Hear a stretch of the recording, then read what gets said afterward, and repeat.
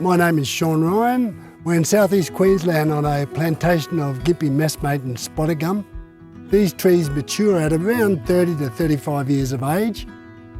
Both of those are fast-growing, high-quality eucalypts that produce a range of products such as electricity poles, sawn boards and other high-quality sawn products, as well as fencing and the like for the fall-down material. So it's a really good combination of species for a range of products.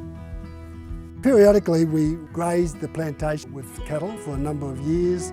They come through and they keep the grass down, they keep the fuel load down for the potential bushfire risk, and they obviously give us another enterprise in the short term for some income on the farm. This farm was originally settled after the First World War around 1918 and was a soldier settlement farm that was a mixture of dairy and small crops, and it just really wasn't suited to that. It was steep and difficult terrain for that form of enterprise, and so when we came here we decided it was perfect for trees. So you can see we're in a spotted gum plantation here. It's very steep country, it's about 25 degrees. They used to grow beans and zucchinis on these slopes. They used to have to plough up and down the hill because that's the only way the horse could cope with the slope, and you can imagine the level of erosion that occurred on these areas because of that. And what happens with the trees now, they're a deep nutrient and mineral cycle pump. They pull nutrient and minerals from deep in the earth, bring it up to the ground and then drop it back down in the form of leaf litter, and helps to rejuvenate and rebuild the soil. Another great fascinating point of these eucalypts is you cut them down and they reshoot. You can see that this is a coppice from a tree that I've cut down earlier. I will reduce that down to one tree now in the next couple of months, and that tree will then go on to become a replacement for these others as they get cut down. So it makes it a very simple and sustainable process. I don't have to do site preparation, I don't have to replant.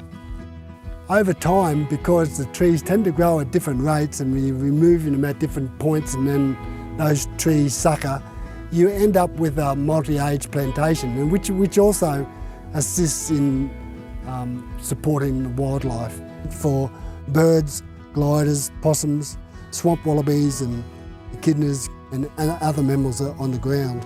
The bird life here has probably increased by a factor of 4 or 5. We have over 100 species of birds.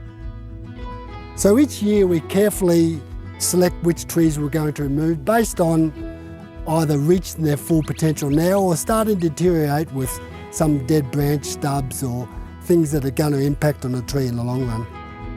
In removing the trees, we have to be very careful that we don't damage other trees as we cut them down. We look very closely if there's any wildlife in the crowns of the trees, and that way we're not hurting any wildlife as we go through and do that harvest.